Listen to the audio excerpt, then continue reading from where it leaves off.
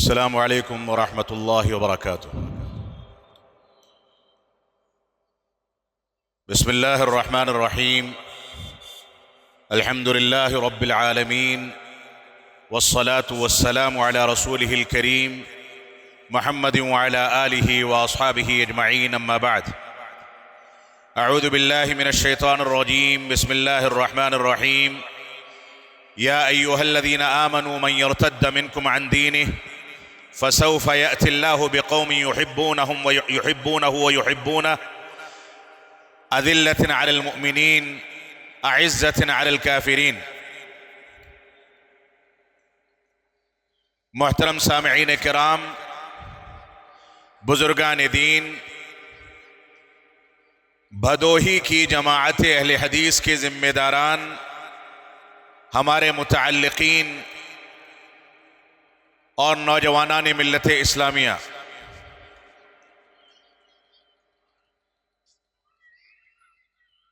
میرے والد گرامی رحمۃ اللہ علیہ علامہ عبدالحمید صاحب رحمانی رحمۃ اللہ علیہ کا بھدوہی کی سرزمین اور یہاں کے احباب سے گہرا تعلق رہا ہے.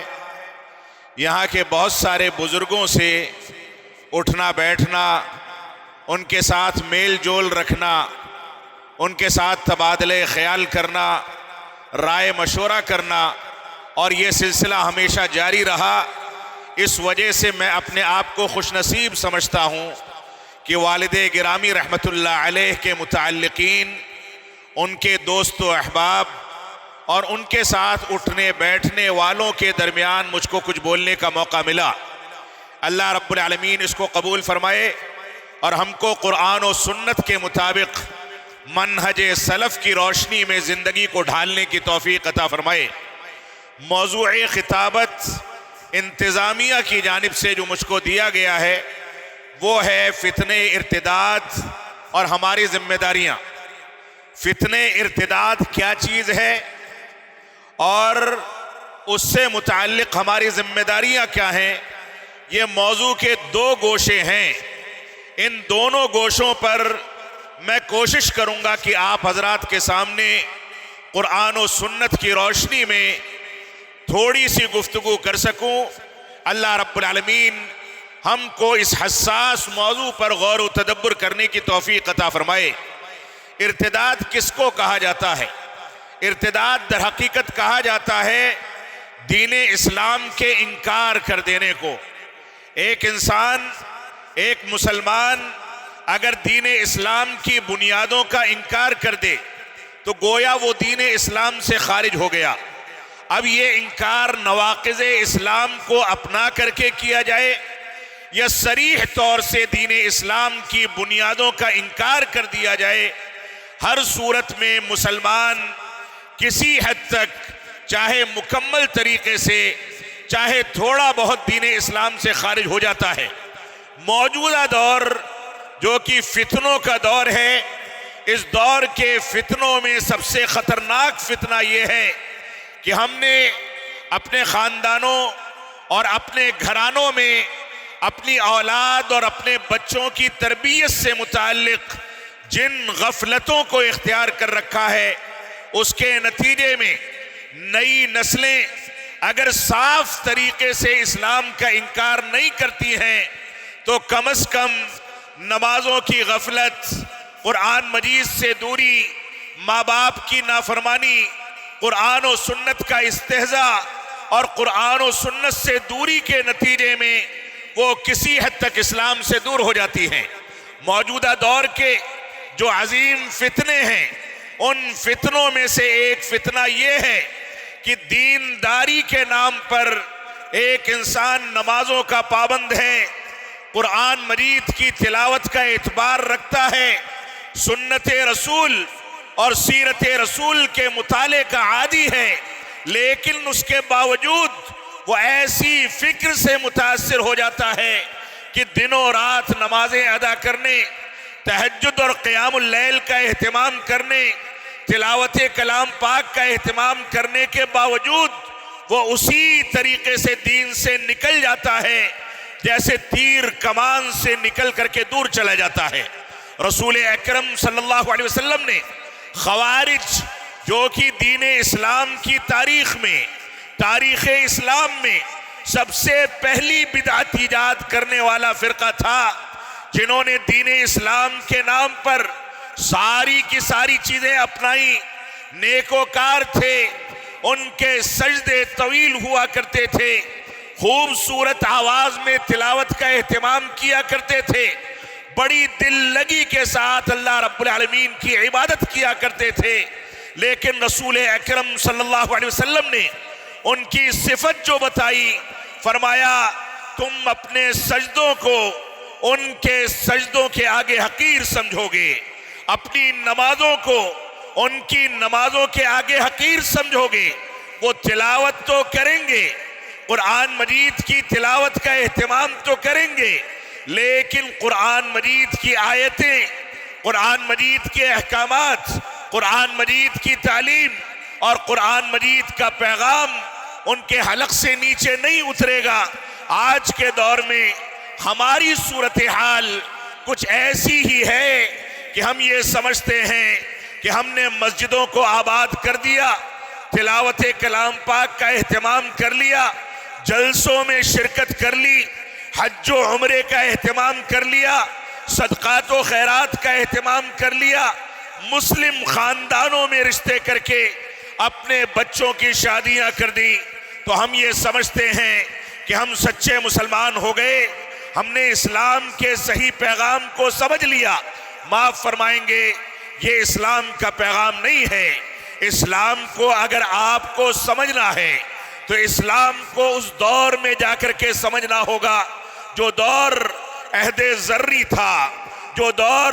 خیر القرون کا دور تھا۔ اگر آپ کو اسلام کی صحیح ترین تعبیر سمجھنی ہے تو آپ کو خلافت و ملوکیت کے بہانے سے اپنے عقائد کے فساد سے بچتے ہوئے ماضی کے اس دور میں جانا ہوگا جس دور میں صحابہ کرام نے رسول اکرم صلی اللہ علیہ وسلم سے براہ راست اسلام کو سیکھا، اسلام کی سچائی کو سمجھا، اسلام کی گہرائی کو سمجھا، اسلام کی تمام تعبیرات کو اپنی زندگی میں رچا بسا کر کے اس کے مطابق زندگی گزاری۔ اب اسلام پر ان کو چلنا تھا، چاہے ان کے گھروں میں کھانے پینے کا فاقہ ہو، ان کو شادی بیاہ کے لیے رسوم و رواج کے امکانات پیدا ہوں نہ ہو، وہ کھانے پینے کا انتظام کر سکیں نہ کر سکیں، ان کے کپڑوں میں پیبند لگا ہو یا صاف ستھرے کپڑے ملیں، وہ کیسی بھی زندگی گزاریں، انہوں نے مشکلات سے تو سمجھوتا کر لیا، انہوں نے پھٹے پرانے کپڑے پہن لیے، ان کے گھروں میں 3 مہینے تک چولہا نہیں جلا اور صرف کھجور اور آب زمزم پر یا کھجور اور پانی پر گزارا کر لیا، لیکن دین اسلام پر کوئی آنچ آ جائے صحابہ کرام نے اس چیز کو برداشت نہیں کیا۔ اور میرے والد گرامی رحمت اللہ علیہ نے کسی موقع سے فرمایا تھا کہ دنیا کی ترقی یہ ہے کہ تم دنیا میں آگے بڑھو، آگے بڑھو، آگے بڑھتے چلے جاؤ، یہاں تک کہ اوج ثریا پر پہنچ جاؤ، آسمانوں کی سیر کرو، سمندروں کی تہوں میں پنڈوبیوں سے جا کر کے وہاں پر بحث و تحقیق کا کام کرو۔ لیکن دین کی ترقی یہ نہیں ہے کہ دین کو جدید طریقے سے پیش کر کے شبہات پیدا کر دیے جائیں، دین کی ترقی یہ نہیں ہے کہ ہم نئے نئے فتووں کو لے کر کے اپنے مولویوں کے پیچھے دوڑیں، مفتیوں کے پیچھے دوڑیں۔ دین کی ترقی یہ ہے کہ انسان پیچھے ہٹے، پیچھے ہٹے، پیچھے ہٹے، اتنا پیچھے چلا جائے کہ صحابہ کرام کے عہد مبارک میں اس بات کو تلاش کرے کہ ان لوگوں نے توحید کے کون سے مسائل کو اختیار کیا، عہد صحابہ میں تلاش کرے کہ اتباع رسول کے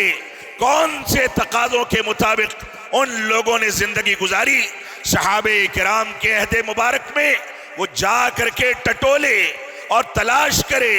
بحث و تحقیق کرے کہ قرآن مجید کو سمجھنے کے لیے ان لوگوں نے کون سے اصول مرتب کیے تھے، وہ اس دور میں جا کر کے دیکھے کہ عقائد کے مسائل کیا ہیں، ان لوگوں کا منہج کیا ہے، ان لوگوں کا طریقہ کیا ہے، ان کی طرز زندگی کیا ہے، ان کی زندگی کے اتار چڑھاؤ کیا ہیں، وہ کس انداز سے زندگی گزارتے ہیں، کیسے سوتے ہیں، کیسے بیدار ہوتے ہیں، کیسے شادی بیاہ کو انجام دیتے ہیں، کیسے استنجا اور قضاء حاجت کے لیے جا کر کے اس کو انجام دیتے ہیں، چلتے ہیں تو کیسے چلتے ہیں، چڑھائی پر چڑھتے ہیں تو کون سے آداب اختیار کرتے ہیں، ڈھلان پر اترتے ہیں تو کون سا طریقہ اپناتے ہیں، لباس پہنتے ہیں تو مردوں کے احکام کیا ہیں، خواتین کے لیے آداب کیا ہیں، ان ساری کی ساری حقیقتوں کو اس عہد ذری اور خیر القرون کے دور میں تلاش کیا جائے، جو خیر القرون کا دور سب سے زیادہ پاکیزہ دور تھا۔ تو دین کی ترقی یہ ہے کہ انسان پیچھے ہٹے، اس کو متخلف کہہ دیا جائے، اس کو پسماندہ کہہ دیا جائے، اس کے اوپر اتہامات لگائے جائیں، اس کو یہ کہا جائے کہ یہ قدامت پسندی کا داعی ہے، اس کے اوپر کچھ بھی الزامات لگائے جائیں، اس کی پرواہ کیے بغیر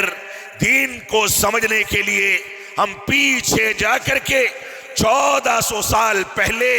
صحابہ کرام کی زندگی کو دیکھیں، اور کون سا ایسا مسئلہ ہے، کون سے ایسے احکامات ہیں آنے والی دنیا میں، ترقی یافتہ دنیا میں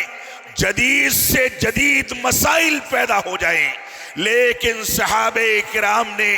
ان مسائل کی کوئی نہ کوئی بنیاد اپنے عہد مبارک میں اس دنیا کے اندر رکھ دی ہے، اس کی بنیاد پر اجتہاد کر کے، دلائل کو ٹٹول کر کے، دلائل کی بحث و تحقیق کر کے انسان قیامت تک ترقی کی ساری شکلوں کو اسلام کے دائرے میں ڈھال کر کے سمجھ سکتا ہے۔ ضرورت اس بات کی ہے کہ ہم اس بات کو سمجھیں کہ سچا اسلام تو وہی ہے جس کو ہمارے پیارے حبیب جناب محمد الرسول اللہ صلی اللہ علیہ وسلم نے ساری فقیری، ساری محتاجگی اور ساری پریشانیوں کے باوجود صحابہ کرام کے سامنے پیش کیا تھا۔ ان کو انگلی پکڑ کر کے چلنا سکھایا، ان کو سونا سکھایا، ان کو بیدار ہونا سکھایا، یہاں تک سکھایا کہ استنجا کے آداب کیا ہیں، یہاں تک بتایا کہ قضاء حاجت میں بیٹھنے کے اور آب دست لینے کے آداب کیا ہیں۔ رسول اکرم صلی اللہ علیہ وسلم نے بچوں کے ساتھ کھیل کود کر کے اپنی سیرت کے اس مبارک باب کو واضح کر دیا کہ بچوں کی تربیت کیسے کی جائے، بوڑھوں کے ساتھ مذاق کیا، خواتین کے حقوق بتائے، دوسرے لوگوں کے مسائل کا تذکرہ کیا، سفر کے آداب بتائے، سواری کے آداب بتائے، ساری کی ساری چیزیں دین اسلام نے ہمارے سامنے واضح کر دی۔ موجودہ دور کا کوئی بڑے سے بڑا مفتی لا کر کے دکھایا جائے جو رسول اکرم صلی اللہ علیہ وسلم کی تعلیمات کا عشر عشیر بھی بیان کر سکے، وہ نبی آخر الزمان، وہ رحمت للعالمین، جنہوں نے رسول اکرم صلی اللہ علیہ وسلم نے صحابہ کرام کو اپنے چھوٹے چھوٹے بچوں کے طریقے سے پالا، ان کی تربیت کی، خواتین کو چلنا سکھایا، ان کو اوڑھنا بچھونا سکھایا، ان کو گھروں کو سجانا سکھایا، با پردہ رہنے کا سلیقہ بتایا، ان کو زندگی کے سارے آداب بتائے۔ ہماری زندگی اسی عہد ذری میں اور اسی خیر القرون میں اگر محصور ہو جائے تو ہو سکتا ہے کہ ہم کو پیبند لگے کپڑے پہننا پڑے، ہو سکتا ہے کہ 3 وقت میں سے ایک ہی وقت کھانا نصیب ہو، پانی نصیب نہ ہو، ہم کہیں نکل نہ سکیں، لیکن رب کائنات کی ذات سے امید ہے کہ دنیا میں کچھ کر سکیں نہ کر سکیں، لیکن دین کی سچائی کے ساتھ پیروکاری کرنے کے نتیجے میں آخرت کی فلاح و بہبود اور آخرت کی کمائی اور آخرت کی کامیابی یہ ہمارا مقدر بن جائے گی۔ تو رب کائنات نے ہم کو اس بات پر ابھارا ہے کہ ہم قرآن و سنت کے مطابق اور منہج صحابہ کے مطابق زندگی کو گزاریں۔ یہ دنیا کی رنگینیاں، یہ دنیا کی چمک دمک، یہ دنیا کی آلائشیں، یہ دنیا کے فتنے اور ان فتنوں میں مبتلا ہو کر کے دنیا کے بے شمار افراد ہیں جو گمراہی کے راستے اختیار کرتے ہیں، ان کو وہ راستے مبارک ہوں۔ ہمارے لیے ہمارا نبی کافی ہے، ہمارے لیے ہماری کتاب قرآن مجید کافی ہے، ہمارے لیے ہمارے نبی کی سیرت کافی ہے، ہمارے لیے صحابہ کرام کا اسوہ کافی ہے، ہمارے لیے وہی سادہ زندگی کافی ہے جس میں تین مہینے تک گھروں کے اندر چولہا نہیں جلتا تھا، لیکن دین کے نام پر کسی تحریف کو، دین کے نام پر کسی فتنے کو، دین کے نام پر کسی توجیہ و تعویل کو، دین کے نام پر کسی انداز کی کمزوری کو ان لوگوں نے کبھی برداشت نہیں کیا۔ تو جو آیت کریمہ میں نے آپ کے سامنے تلاوت کی ہے، اللہ رب العالمین نے اس آیت کریمہ میں ارشاد فرمایا، یا ایھا الذین آمنوا من یرتد منکم عن دینہ فسوف یأتی اللہ بقوم یحبونہم ویحبونہ اذلۃ علی المؤمنین اعزۃ علی الکافرین یجاہدون فی سبیل اللہ ولا یخافون لومۃ لائم۔ فرمایا رب کائنات نے، اے ایمان والو اس بات کو سن لو کہ تم میں سے اگر کوئی دین سے پھر جاتا ہے، دین کو چھوڑ دیتا ہے، دین کی بنیادوں کا انکار کر دیتا ہے، نواقض اسلام کو اپنا کر کے دین سے دوری کی زندگی اختیار کرتا ہے، رب کائنات نے فرمایا فسوف یأتی اللہ، تو اللہ رب العالمین ان مسلمانوں کو، ان مومنوں کو تباہ و برباد کر کے ایسی قوم کو پیدا فرمائے گا جس قوم سے رب کائنات محبت کرتا ہے، اور وہ لوگ رب کائنات سے محبت کرتے ہیں، اذلۃ علی المؤمنین اعزۃ علی الکافرین، یہ لوگ ایسے ہوں گے جو مومنوں سے اور مسلمانوں سے محبت کریں گے اور کافروں پر سخت ہوں گے، کافروں کے لیے ایسی تلوار بن کر کے چلیں گے کہ کفر و توحید کے درمیان تفریق کر کے توحید کے مطابق زندگی کو گزارنا ان کا اولین فریضہ ہوگا۔ آپ غور فرمائیں، رب کائنات نے مومنوں کو مخاطب فرمایا ہے، مسلمانوں کو یا ساری قوموں کو مخاطب نہیں فرمایا۔ فرمایا اے مومنوں، اگر تم لوگوں نے دین اسلام سے اپنی پیٹھ کو پھیر لیا، دین اسلام کا انکار کر دیا، تو اس کا تنہا علاج یہ ہے کہ رب کائنات تم کو کسی عذاب میں مبتلا کر کے تباہ و برباد کر دے، اور اس کے بعد ایسی قوم کو پیدا فرمائے جس قوم کے اندر 2 بنیادی بلکہ 4 بنیادی صفتیں ہوں۔ ایک تو یہ کہ وہ رب کائنات سے حقیقی محبت کرنے والے ہوں، رب کائنات کی محبت کے تقاضوں کی تکمیل کرنے والے ہوں، اور رب کائنات اس محبت کی بنیاد پر ان سے محبت کرنے والا ہوگا۔ اور یہی اتنا نہیں ہے،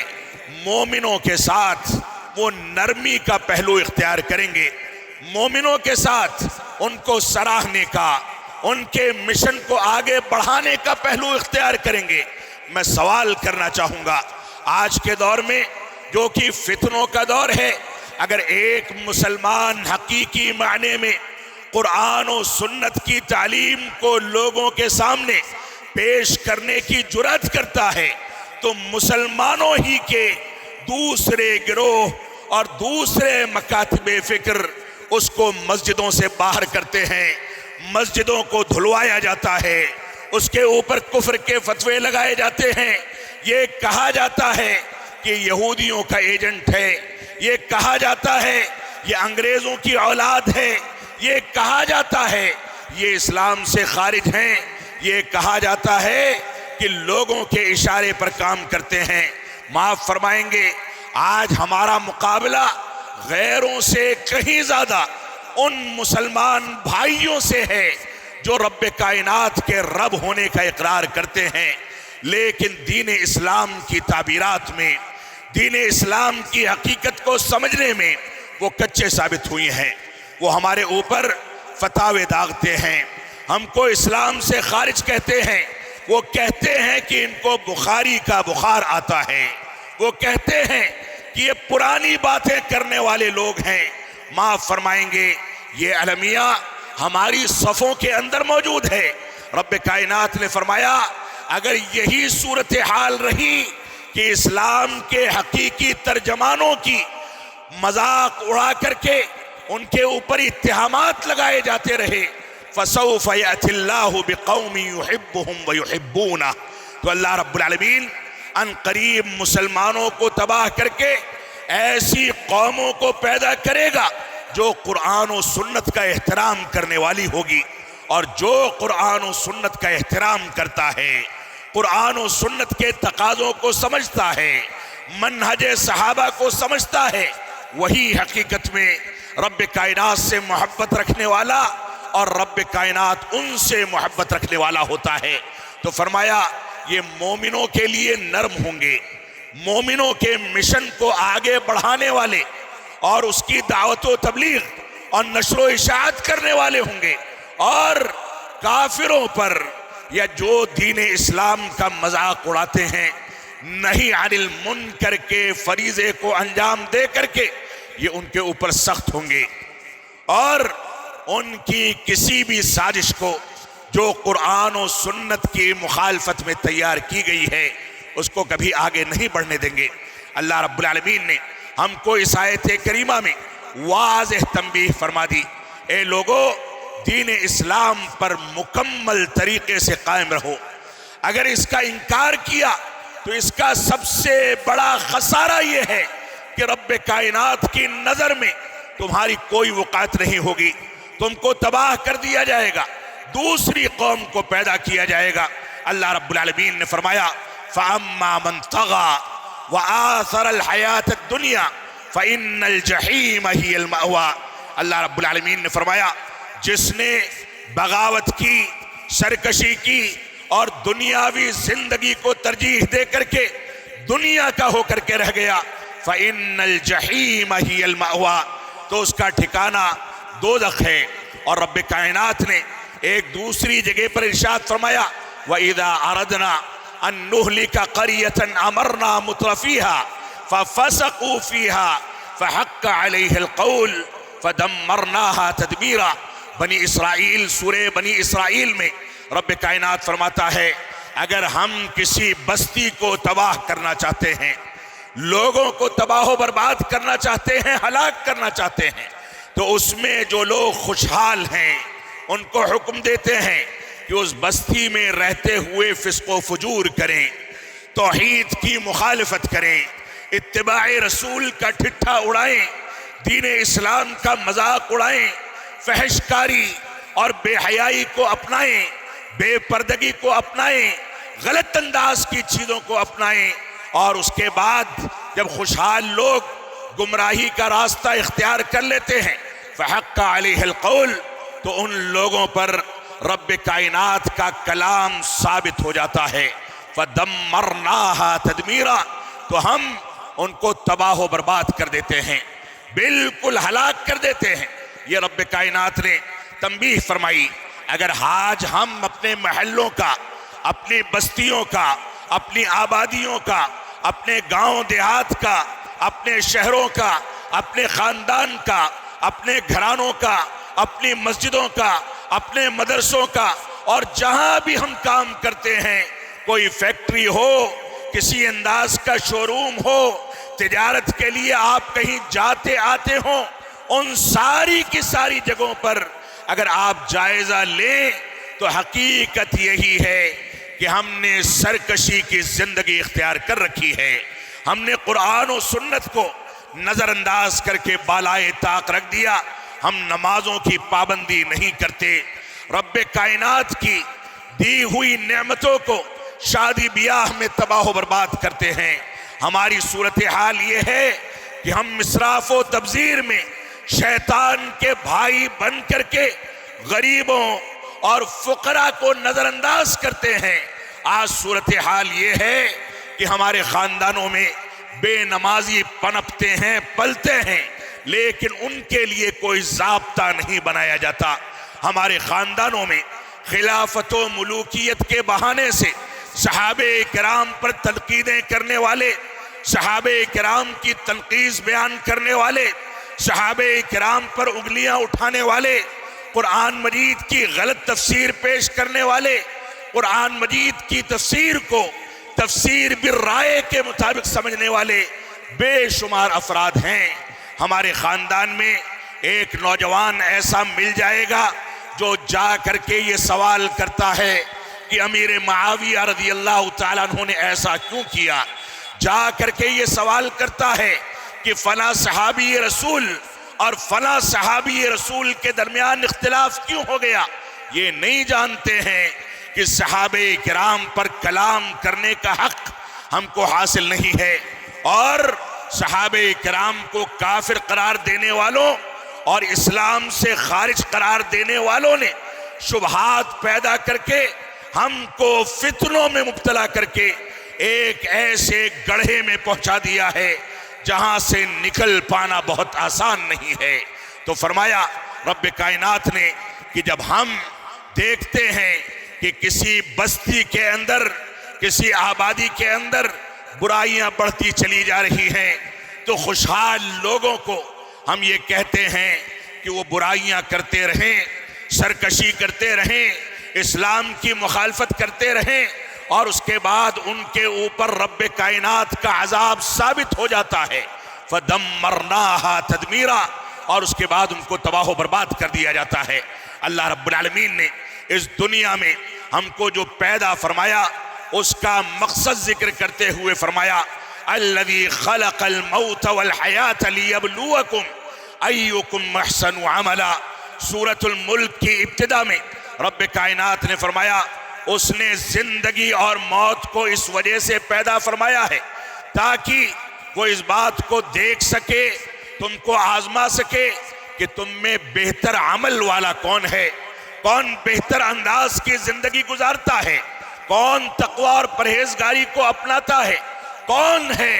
جو صحابہ کرام کی طرز زندگی کو اپنا کر کے اس کے مطابق زندگی گزارتا ہے، کون ہے جو صحابہ کرام کے طرز پر قرآن مجید کو اور سنت رسول کو سمجھ کر کے اس کے مطابق زندگی گزارتا ہے اور زندگی کو ڈھالتا ہے۔ تو یہ دنیاوی زندگی ایک آزمائش ہے، یہ موت اور زندگی اور حیات یہ ایک آزمائش ہے۔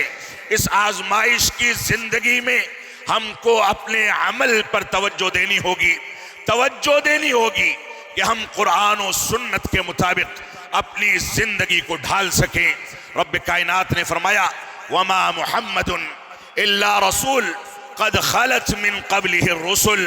افئن مات او قتل انقلبتم على اعقابكم۔ اللہ کے نبی صلی اللہ علیہ وسلم کی جب وفات ہوتی ہے، عمر بن خطاب رضی اللہ تعالیٰ عنہ آپے سے باہر ہو جاتے ہیں اور اس بات پر یقین نہیں کرتے کہ ہمارے پیارے حبیب اس دنیا سے رخصت ہو چکے ہیں۔ منبر لگایا جاتا ہے، اسلام کے پہلے خلیفہ ابو بکر صدیق رضی اللہ تعالیٰ عنہ منبر پر چڑھتے ہیں اور اسی آیت کریمہ کی تلاوت کرتے ہیں کہ وما محمد الا رسول قد خلت من قبله الرسل، کہ محمد صلی اللہ علیہ وسلم اللہ کے ایک رسول ہیں، ان سے پہلے بھی انبیاء اور رسولوں کا سلسلہ گزرا اور وہ لوگ آ کر کے اس دنیا سے رخصت ہو گئے۔ فرمایا آگے افئن مات او قتل انقلبتم علی اعقابکم، اگر رسول اکرم صلی اللہ علیہ وسلم کی وفات ہو جائے یا آپ شہید اور قتل کر دیے جائیں تو کیا تم الٹے پیر اپنے دین سے پھر جاؤ گے، دین کا انکار کر دو گے؟ عمر بن خطاب رضی اللہ عنہ فرماتے ہیں کہ ایسا لگتا تھا کہ یہ آیت کریمہ ابھی نازل ہوئی ہے، میں نے پہلے کبھی نہیں سنا۔ فوراً تلوار کو میان میں ڈالا، توبہ کی، اطاعت کی اور نکل کر کے ابو بکر صدیق رضی اللہ عنہ کی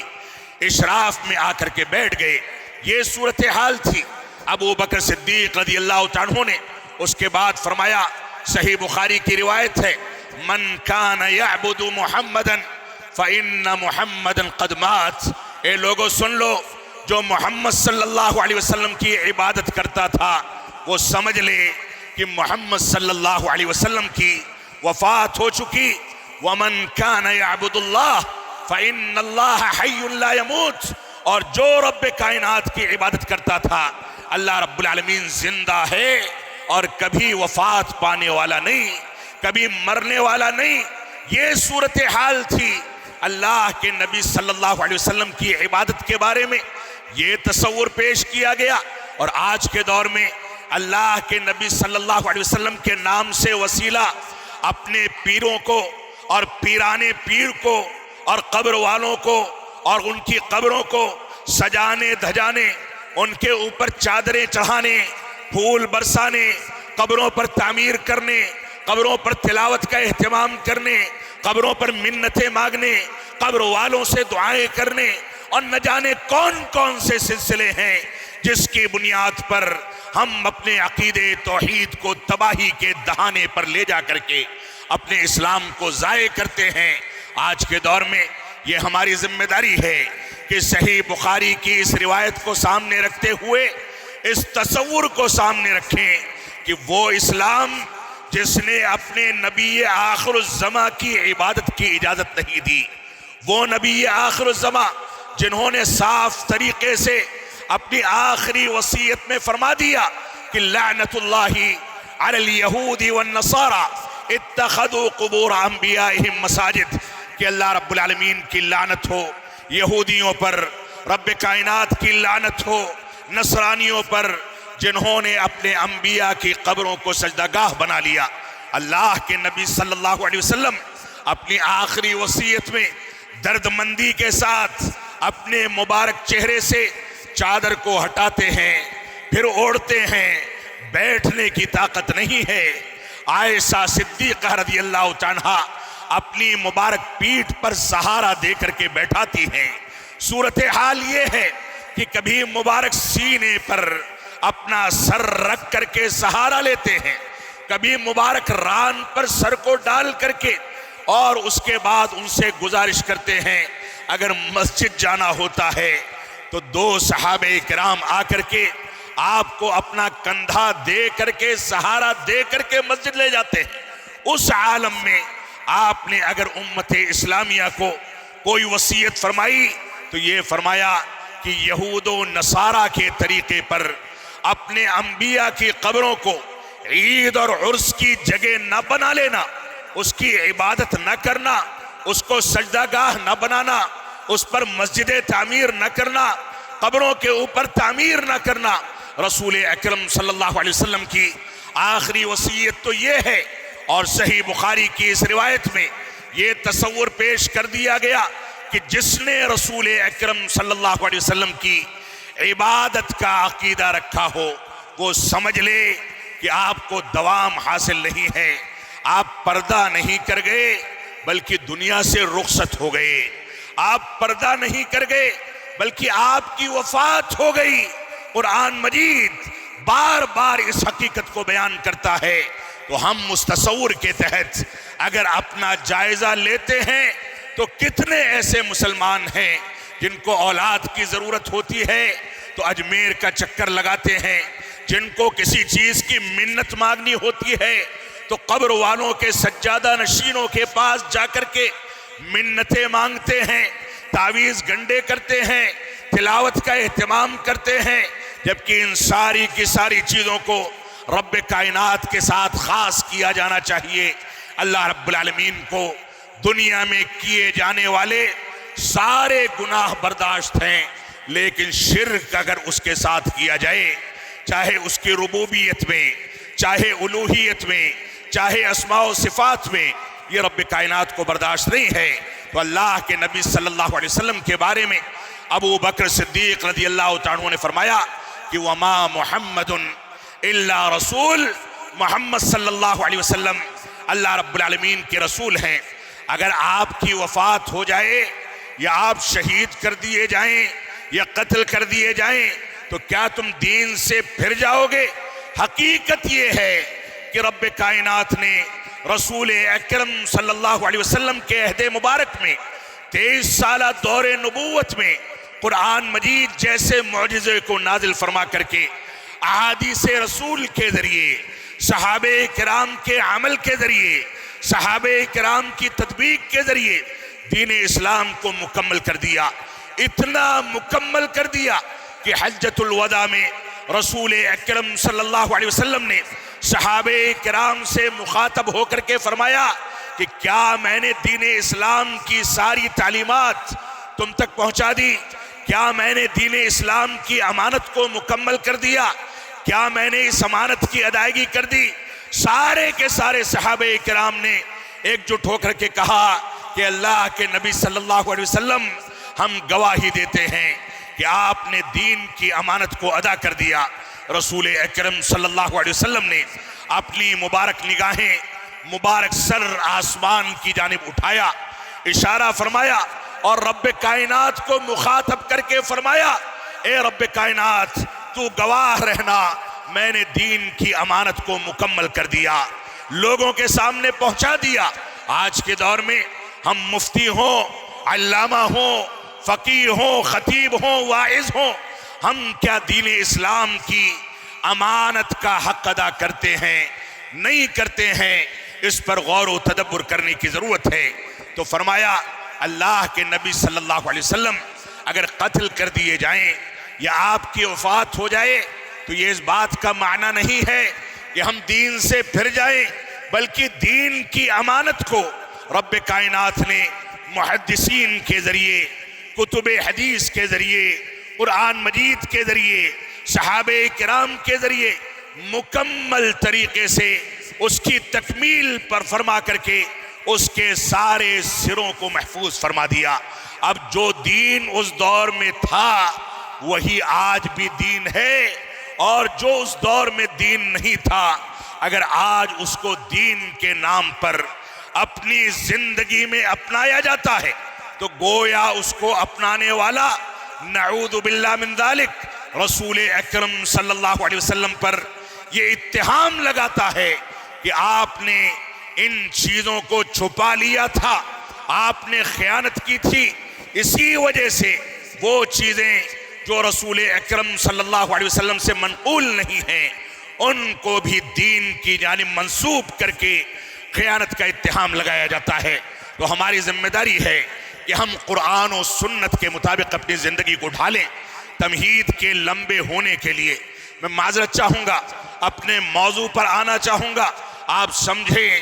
کہ دین اسلام میں ارتداد یعنی دین اسلام کے نواقض کو اپنا لینا یا دین اسلام کی بنیادوں کا انکار کر دینا یا مسلسل نمازیں چھوڑ کر کے نمازوں کی وقعت کو اور ان کے مقام و اہمیت کو بھول جانا، نمازوں کے چھوڑنے کو حلال سمجھ لینا اور دین اسلام کی تعلیمات کا مذاق بنانا، اس طریقے سے اگر کوئی مرتد ہو جاتا ہے تو اس سلسلے میں رسول اکرم صلی اللہ علیہ وسلم نے واضح طریقے سے عبداللہ بن مسعود رضی اللہ تعالیٰ عنہ کی روایت ہے، فرمایا کہ اللہ کے نبی صلی اللہ علیہ وسلم فرماتے ہیں لا یحل دم امرئ مسلم یشہد ان لا الہ الا اللہ وانی رسول اللہ، کسی مسلمان کا خون حلال نہیں ہے جو اس بات کی گواہی دے کہ رب کائنات کے علاوہ کوئی معبود حقیقی نہیں اور میں یعنی محمد صلی اللہ علیہ وسلم اللہ رب العالمین کے رسول ہیں، سوائے 3 چیزوں کے۔ اگر ان 3 جرائم کو کوئی مسلمان اختیار کر لے تو اس کا خون حلال ہے۔ یعنی اگر اسلامی حکومت کسی ملک کے اندر اسلامی حدود کا نفاذ کرتی ہے تو ان 3 جرائم کے مرتکبین کو قتل کر کے ان کو ہلاک کر دیا جائے گا الا باحدى ثلاث، فرمایا 3 چیزیں ایسی ہیں، الثیب الزانی، شادی شدہ مرد یا عورت اگر زنا کر لیں تو ان کو قتل کرنا جائز اور حلال ہو جاتا ہے۔ اور اس کے بعد فرمایا والنفس بالنفس، اگر کوئی مسلمان کسی کو قتل کر دے تو قتل کے بدلے اس کو سزا کے طور پر قتل کیا جائے گا۔ وَالتَّارِقُ لِدِينِهِ الْمَفَارِقُ لِلْجَمَاعَةِ، اور ایسا مسلمان جو اپنے دین کو چھوڑ دے یا مسلمانوں کی جماعت سے بغاوت کر کے، سرکشی اختیار کر کے، خوارج کا طریقہ اختیار کر کے علیحدگی اختیار کر لے، تو ایسے مسلمان کو بھی مسلم حکومت کی ذمہ داری ہے کہ قصاص کے طور پر ان کے اوپر حد نافذ کی جائے اور ان کو قتل کر دیا جائے۔ انس رضی اللہ تعالیٰ عنہ فرماتے ہیں ثلاث من کن فیہ وجد بہن حلاوت الایمان، تین ایسی چیزیں ہیں جو اگر انسان کے اندر موجود ہوں گی تو اس کے ذریعے وہ ایمان کی چاشنی کو محسوس کرے گا۔ من کان اللہ ورسولہ احب الیہ مما سواہما، جس کی نظر میں اللہ اور اس کے رسول کے سوا سب سے زیادہ محبوب ہو جائیں۔ باپ کی ضدوں کو، بچے کی فرمائش کو، خاندان کی لوگوں کی فرمائش اور خواہش کو وہ چھوڑ دیتا ہے، اللہ اور اس کے رسول کے فرمان کا اعتبار کرتا ہے، اسی کے مطابق زندگی ڈھالتا ہے، تو ایسی صورت میں وہ ایمان کی چاشنی کو محسوس کر سکتا ہے۔ اور اسی طریقے سے انسان اگر اس بات کو پسند کرے کہ وہ کسی سے محبت کرتا ہے تو صرف رب کائنات کے لیے محبت کرے تو وہ ایمان کی چاشنی کو پسند کرے گا۔ اور اسی طریقے سے تیسری چیز یہ ہے کہ انسان کفر میں اسلام لانے کے بعد اسلام کے انکار کو، اسلام کی توہین کو، اسلام سے پھر جانے کو ویسے ہی ناپسند کرے جیسے اس بات کو ناپسند کرتا ہے کہ جیتے جی اس کو کوئی آگ کے حوالے کر کے تباہ و برباد کر دے۔ یہ تین صفتیں ہیں جن کو اپنانے والا ایمان کی چاشنی کو مکمل طریقے سے محسوس کر سکتا ہے۔ تو ارتداد کا فتنہ آج کے دور کے بڑے فتنوں میں سے ایک فتنہ ہے۔ شیخ الاسلام علامہ ابن تیمیہ رحمۃ اللہ علیہ فرماتے ہیں کہ مرتد یعنی دین کا انکار کرنے والا شر من الکافر الاصلی، اصل میں جو شخص کافر ہے اس سے کہیں زیادہ شر و فساد کا یہ علامت بن کر کے زندگی گزارتا ہے۔ ایک مرتد ہو جانے والا کیونکہ اسلام کو کسی حد تک جانتا ہے، لہذا اسلام کا مذاق اڑانے میں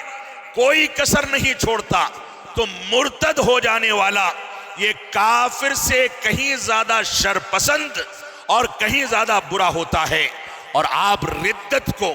یعنی مرتد ہونے کو، اسلام کا انکار کرنے کو اگر دیکھیں تو مرتد ہونا نواقض اسلام کو اختیار کرنے سے حاصل ہوتا ہے۔ نواقض اسلام کیا ہیں اس کے بارے میں اختصار کے ساتھ میں گفتگو کروں گا۔ تو ارتداد کی پہلی بات یہ ہے کہ انسان اعتقادی طور سے عقیدے میں مرتد ہو جائے۔ صحابہ کرام کی تنقیص کرنے لگے، صحابہ کرام پر اتہامات لگائے، عقیدے کے مسائل کا مذاق اڑائے، اصحاب عقیدہ اور جو عقید و منہج کی تعلیم دیتے ہیں ان سے بغض و عداوت رکھے، ان سے دوری اختیار کرے، ان سے محبت کے بجائے نفرت کرے۔ ایسی صورت میں گویا اس نے اپنے اعتقاد کے اندر ارتداد اختیار کر لیا۔ عقیدے کے باب کا ارتداد یہ سب سے زیادہ خطرناک ارتداد ہے کہ انسان ربوبیت میں رب کائنات کے ساتھ شرک کرے، اسماء و صفات میں رب کائنات کے ساتھ شرک کرے، اور الوہیت میں رب کائنات کے ساتھ شرک کر کے اپنے آپ کو اسلام سے خارج کر لے۔ ارتداد کی ایک شکل یہ ہوتی ہے جو عموماً شیطان کا سب سے مضبوط حربہ ہوتی ہے، وہ یہ کہ دین کے اندر شبہات پیدا کر دیے جائیں، شبہات پیدا کر کے لوگوں کو اس بات پر آمادہ کیا جائے کہ یہ کریں یا وہ کریں۔ علماء سے جڑ کر کے شبہات کو دور کرنا اور یقین کو حاصل کر کے اس کے مطابق زندگی گزارنا یہ ہماری ذمہ داری ہے۔ یہ شبہات پیدا کرنا یہ ارتداد کی ایک علامت ہے۔ اور شیخ الاسلام علامہ ابن تیمیہ رحمۃ اللہ علیہ فرماتے ہیں کہ اگر انسان کو دنیا کے اندر فتنوں سے بچنا ہے تو دو چیزوں کو اپنانا ہوگا۔ ایک یہ کہ وہ یقین حاصل کر لے، شبہات سے اوپر اٹھ کر کے علم کو یقین کی حد تک تحقیق کر کے اس کے مطابق زندگی کو ڈھالے۔ اور دوسرا طریقہ یہ ہے کہ انسان دنیاوی آزمائشوں میں اور دنیا کے اندر آنے والی مشکلات میں صبر و تحمل میں کمال کو پہنچ جائے۔ جس شخص کو یقین کی حد تک علم حاصل ہو جائے اور جو شخص دنیا کے اندر صبر کے تمام مراتب کو مکمل کر کے صبر و تحمل کی زندگی گزارے، اس کو شیطان رجیم کبھی دنیاوی فتنوں میں مبتلا کر کے ایمان، اسلام اور احسان کی تعلیمات سے دور نہیں کر سکتا ہے۔ تو ہماری یہ ذمہ داری ہے کہ ہم اس بات پر غور و تدبر کریں۔ تو ردت یا ارتداد کی ایک شکل شبہات پیدا کرنے کی شکل ہے، جس میں عام طور سے آج کے بہت سارے مسلمان مبتلا ہیں۔ بہت سارے گھرانوں میں یہ شبہات موجود ہیں کہ ہو سکتا ہے بعض صحابہ کرام سے غلطیاں ہو گئی ہوں۔ بہت سارے خاندانوں میں یہ شبہات موجود ہیں کہ ہو سکتا ہے امام بخاری نے اپنی کتاب صحیح بخاری کو مرتب کرنے میں کوئی غلطی کر دی ہو، اس کے اندر بھی کوئی من گھڑت روایت ہو۔ آج کے دور میں یہ شبہات ہمارے بہت سارے احباب کے اندر موجود ہیں کہ روایات پر، احادیث پر وہ یہ کہہ کر کے عمل نہیں کرتے کہ یہ روایت اور حدیث ہماری عقل میں نہیں بیٹھتی، ہمارے سمجھ میں نہیں آتی۔ اگر دین کی بنیاد سمجھ اور فہم اور ہماری ناقص عقل پر ہوتی تو موضوع پر مسح نیچے کی جانب کیا جاتا، اوپر کی جانب نہ کیا جاتا۔ لہذا دین کی بنیاد نصوص پر ہے، دلائل پر ہے، صحابہ کرام کی طرز زندگی پر ہے، قرآن و سنت کے دلائل پر ہے، شبہات پر اور ہماری عقل پر نہیں ہے۔ لہذا انسان کی ذمہ داری ہے کہ شبہات سے دور کی زندگی اختیار کرے اور یقین کی زندگی اور علمی بنیادوں پر، علمی تقاضوں کے مطابق زندگی کو ڈھال کر کے زندگی اختیار کرے۔ اور ارتداد کا ایک شکل ارتداد کی یہ ہوتی ہے کہ انسان اپنے قول اور کلام کے ذریعے ارتداد اختیار کر لے۔ انسان شبہات کے ذریعے کفر و شرک میں فرق کرنے یا کفر و شرک کی حرمت یا اس کے سلسلے میں یا اس کے حرام ہونے کے بارے میں شبہات پیدا کرتا ہے، اور قول کے ذریعے اللہ اور اس کے رسول کے بارے میں اس بات کو جائز سمجھتا ہے، یا ایسے لوگوں کی صحبت اختیار کرتا ہے جو اللہ اور اس کے رسول کو گالیاں دیتے ہیں، ان کا مذاق اڑاتے ہیں، ان کو گالیاں دے کر کے اسلام کا ٹھٹھا اڑاتے ہیں۔ اگر مسلمان اپنی زبان سے ایسا نہ کہے لیکن ان کے ساتھ بیٹھ کر کے ان کی موافقت کرے تو گویا قولی طور پر اس نے ارتداد اختیار کر کے دین سے باہر کا راستہ اپنا لیا۔ اس کو توبہ کر کے کلمہ پڑھ کے دین میں داخل ہونا چاہیے۔ اور اسی طریقے سے ارتداد کی ایک شکل ہوتی ہے فعلی ارتداد کی، یعنی انسان اپنے فعل کے ذریعے ارتداد اختیار کر لے، غیر اللہ کو سجدہ کرے، اللہ رب العالمین کے علاوہ کسی کو مشکل کشا سمجھ لے، کسی دوسرے کے سامنے دعائیں کرے، کسی دوسرے کو حاجت روا سمجھ لے، اللہ رب العالمین کو، اللہ رب العالمین کی تنہا عبادت کے بجائے وہ اپنے فعل کے ذریعے غیر اللہ کو اللہ کی عبادت میں شریک ٹھہرائے، تو یہ فعلی ارتداد کی ایک شکل ہے۔ اور نواقض اسلام کیا ہیں اس پر بھی گفتگو کی جائے گی، لیکن اس سے پہلے اس بات کو سمجھ لیں کہ ہمارے سامنے یہ حقیقت ہونی چاہیے، آج کے دور میں مسلمانوں کے اسلام سے دور جانے کے اسباب کیا ہیں۔ عام طور سے نئی نسل کے لوگوں کا اسلام کے انکار کرنے یا ہماری بچیوں کا یہ فیصلہ کہ ہم غیر مسلم مردوں سے یا اپنے بوائے فرینڈ سے، اپنے سبق اور سبق کے ساتھی سے، کالجوں میں اپنے ساتھ تعلیم حاصل کرنے والوں کے ساتھ شادیاں کر کے بھاگ کر کے اپنی آبرو کو، عزت و آبرو کو نیلام کریں گے؟ اس کے اسباب کیا ہیں؟ اس کے اسباب کو سمجھ لیں۔ پہلی بات تو یہ ہے کہ ہم نے توحید اور اس کے تقاضوں کو سمجھنا بند کر دیا۔ ہم اس بات کو سمجھنے سے قاصر ہو گئے کہ توحید اور اس کا تقاضا کیا ہے۔ اتباع رسول کو مضبوطی کے ساتھ تھامنے اور پکڑنے کی ذمہ داری ہم نے کھو کر کے اور اس سے دوری کی زندگی اختیار کر لی۔ تو توحید و اتباع کی کمزوری یہ انسان کو اسلام سے باہر کا راستہ دکھانے کے بنیادی اسباب میں سے ایک سبب ہے۔ بچوں کی شادیوں میں تاخیر کرنا، ان کی عمریں نکل جانا، یہاں تک کہ اپنی جنسی خواہشات کی تکمیل کے لیے لڑکے اور لڑکیاں اپنی مرضی سے دوسرے خاندانوں میں یا دوسرے مذاہب میں یا شرک و بدعات کرنے والے مسالک کے اندر بھاگ کر کے شادیاں کر لیں،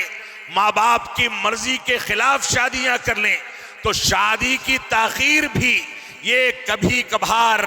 ارتداد اور اسلام کے انکار کا بنیادی سبب بنتی ہے۔ اسی طریقے سے ہمارے معاشرے میں جہیز کی لعنت کہ لڑکیاں جہیز اکٹھا نہ کر پانے کی وجہ سے شادی میں تاخیر ہونے کے نتیجے میں مسلسل کڑ کڑ کر کے زندگی گزارتی ہیں اور اس کے بعد بھاگ کر کے شادیاں کر کے دوسرے مذاہب کے ہو جاتی ہیں۔ اسی کی ایک شکل جس کو ہمارے بعض فقہا نے جائز اور حلال قرار دے رکھا ہے وہ یہ ہے کہ بلا ولی کے نکاح کر لینا۔ یہ ہماری ذمہ داری ہے کہ اپنے بچوں کو بتائیں، اپنے خاندانوں میں اس بات کو وضاحت کے ساتھ ذکر کریں کہ بغیر ولی کے لڑکی کی شادی حرام ہے۔ اللہ کے نبی صلی اللہ علیہ وسلم نے فرمایا فَنِكَاحُهَا بَاطِلٌ بَاطِلٌ بَاطِل، کہ ایسی لڑکی جو ولی کی مرضی کے بغیر شادی کر لے، اس کی رضامندی کے بغیر شادی کر لے، تو اس کا نکاح باطل ہے، باطل ہے، باطل ہے۔ اور بعض روایات میں ہے فَهِيَ كَذَا وَكَذَا، وہ ایسی ہے، ایسی ہے، یعنی زندگی بھر وہ زنا کرنے والی ہے۔ تو لڑکیوں کے لیے، ان کی شادیوں کے لیے ولی کی شرط یہ بنیادی عنصر ہے کہ اگر اس کا اہتمام کیا جائے تو لڑکیاں بھاگ کر کے شادی کرنے سے قاصر ہوں گی، مجبور ہو جائیں گی، لہذا بلا ولی کے نکاح کا فتویٰ بھی نہ دیا جائے اور اس رواج کو معاشرے کے اندر سختی کے ساتھ ختم کرنے کی کوشش کی جائے۔ اسی طریقے سے طلاق اور حلالہ کے بڑھتے ہوئے رجحان، خلا کے بڑھتے ہوئے رجحان، ذرا ذرا سی باتوں پر لڑکی کو ایک مجلس کی 3 طلاق کو 3 قرار دے کر کے چوکھٹ سے باہر کر دینا اور اس کے بعد اس کے لیے اس کو اس بات پر مجبور کرنا کہ وہ مسلم معاشرے سے اپنے سسرال سے بدزن ہو کر کے آزاد زندگی گزارے، اور کبھی کبھار ایسا بھی فیصلہ کر لے کہ وہ غیر قوموں کے ہاتھوں میں جا کر کے ان کے خاندانوں کا حصہ بن کر کے اسلام کا انکار کر دے۔ وراثت سے لڑکیوں کی محرومی بھی کبھی کبھار اسلام اور خاندان سے بدزنی کا ذریعہ ہے، اور یہ بدزنی اگر شدت اختیار کر لے تو کبھی کبھار لڑکیوں کو ارتداد تک پہنچا دیتی ہے۔ اسی طریقے سے شادیوں کی فضول خرچی، اس کے رسوم و رواج اور متعین مدت کے لیے آج کل جو شادیوں کا رواج نکاح مسیار یا نکاح متع کے نام پر عالم اسلام کے گمراہ مفتیوں کے ذریعے سے چل پڑا ہے، یہ بھی عورتوں کی عزت و آبرو کے ساتھ کھلواڑ ہے۔ جب ایک بار اس کی عزت و آبرو کے ساتھ کھلواڑ کر لیا جائے تو پھر اس کے بعد وہ مذہب و مسلک کے قید و حدود کو پھلانگ کر کے جو فیصلہ چاہتی ہے کرتی ہے، لہذا ان چیزوں سے بھی ہم کو اجتناب کرنا چاہیے۔ مخلوط تعلیم، بے پردگی، بے حیائی اور لوگوں کے ساتھ اٹھنا بیٹھنا، اجنبیوں سے پردہ نہ کرنا، اور اللہ کے نبی صلی اللہ علیہ وسلم نے عورتوں کے بارے میں جو حجاب کے حدود متعین کیے ہیں ان کا اعتبار نہ کرنا۔ اللہ کے نبی صلی اللہ علیہ وسلم کا فرمان ہے، نساء کاسیات عاریات مائلات ممیلات رؤوسہن کاسنمۃ البخت المائلہ۔ اللہ کے نبی صلی اللہ علیہ وسلم نے فرمایا، ایسی عورتیں جو پتلا اور باریک لباس پہنیں گی، بے حیا ہو کر کے باہر نکلیں گی، چست لباس پہنیں گی، اور وہ کپڑا تو پہنے ہوں گی لیکن اس کے باوجود وہ عاری ہوں گی، ننگی ہوں گی، ان کا جسم جھلک رہا ہوگا اور وہ بے حیائی کو اختیار کریں گی۔ ایسی عورتوں کے بارے میں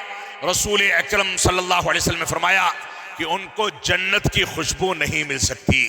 لہذا عورتوں کی حیا، عورتوں کی عزت و آبرو، عورتوں کی ذمہ داری یہ ہے کہ عورتیں باحجاب ہو کر کے گھر سے باہر نکلیں، بے پردہ نہ ہوں، ان کا حسن و جمال ان کے شوہر کے لیے، ان کے محارم کے لیے ہو، ان کا حسن و جمال اجنبی مردوں میں موضوع گفتگو بننے کے لیے نہ ہو کہ وہ اس کے حسن و جمال کا مذاق اڑائیں اور اس کی عزت و آبرو کے ساتھ کھلواڑ کیا جائے، ان کی تصویریں سوشل میڈیا پر پوسٹ نہ کی جائیں، ان کے ویڈیوز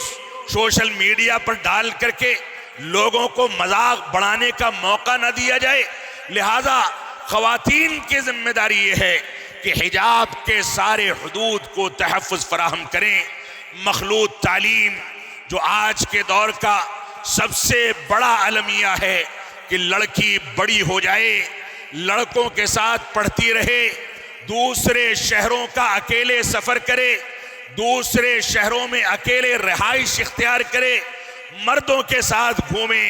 اجنبیوں کے ساتھ سفر کرے، یہ مخلوط تعلیم کا نتیجہ ہے۔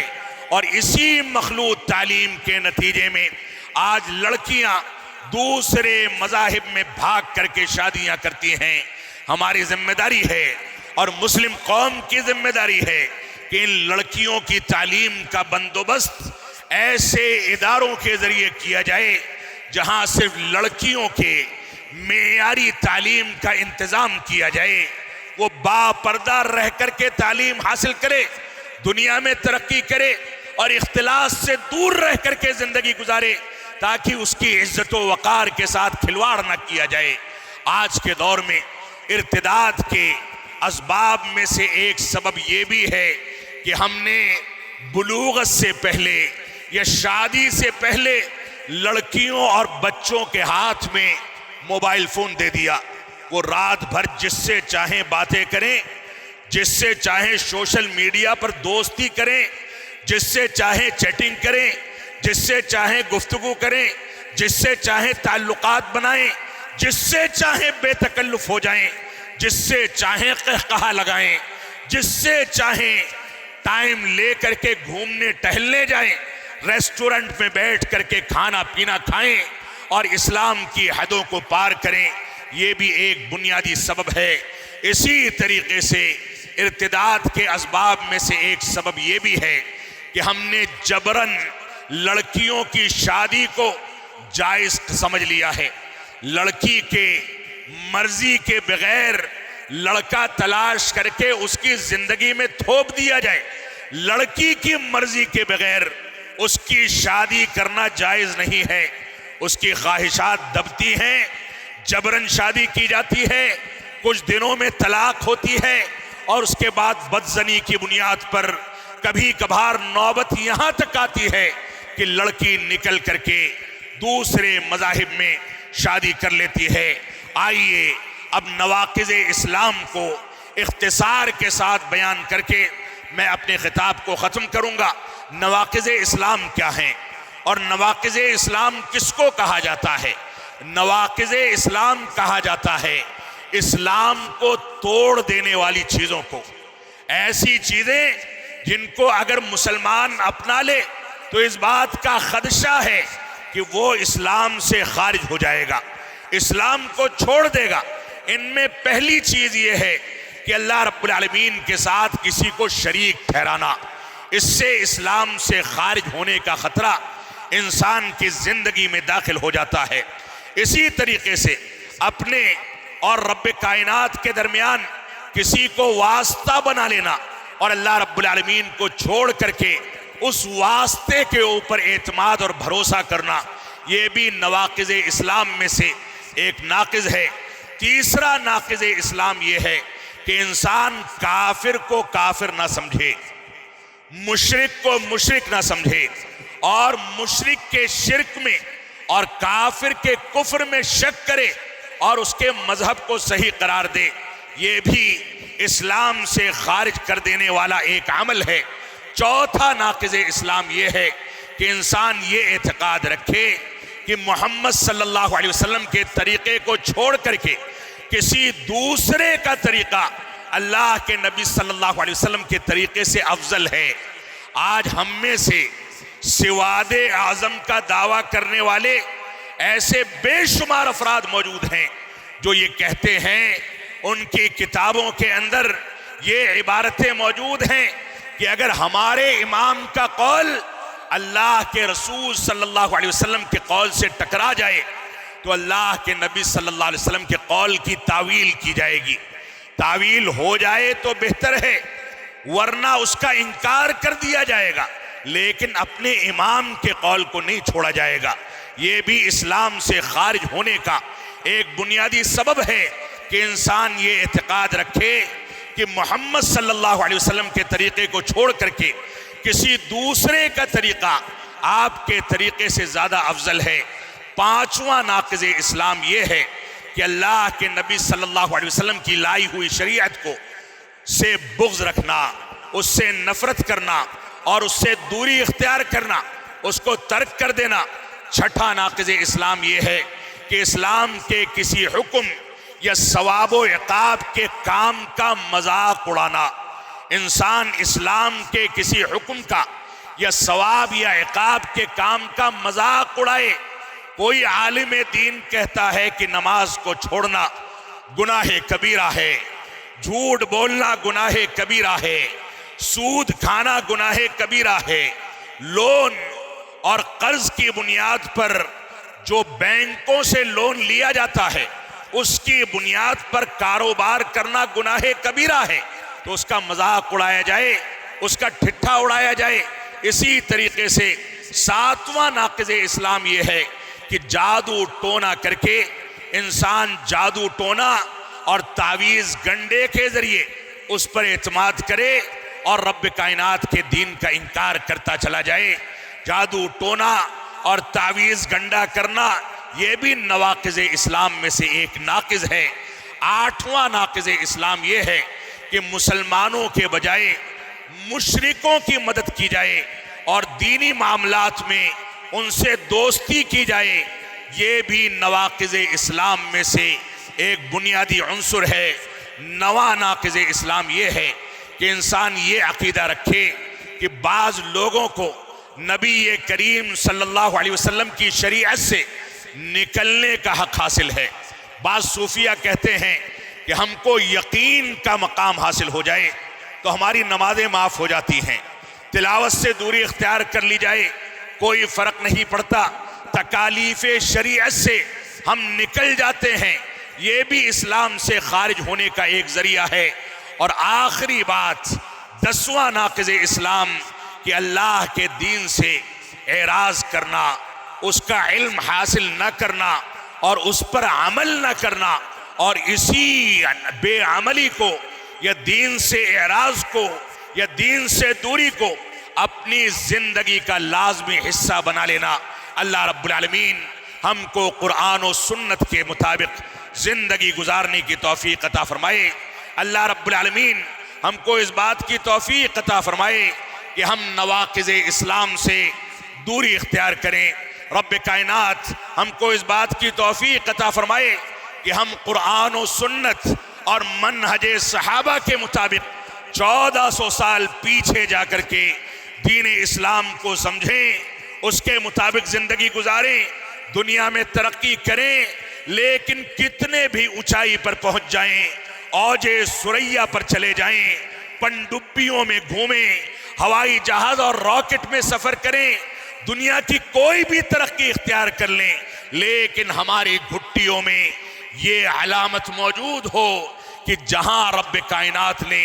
نماز پڑھنے کا، اپنی شکر گزاری ادا کرنے کا جس وقت میں حکم دیا ہے، جیسے ہی وہ وقت داخل ہو، انسان چاہے چاند پر کمندے لگا رہا ہو، آسمان میں سفر کر رہا ہو، پنڈبیوں میں سمندروں کے اندر کی سیر کر رہا ہو، لیکن نمازیں نہ چھوڑے، کیونکہ اس کا یہی مقصد حیات ہے۔ رب کائنات ہم کو ان باتوں کی توفیق عطا فرمائے، ہم جب تک جئیں تب تک اسلام پر جئیں، جب ہمارا خاتمہ ہو تو ایمان پر ہو۔ وصلی اللہ علی نبینا محمد وعلی آلہ وصحبہ وسلم، والسلام علیکم ورحمۃ اللہ وبرکاتہ۔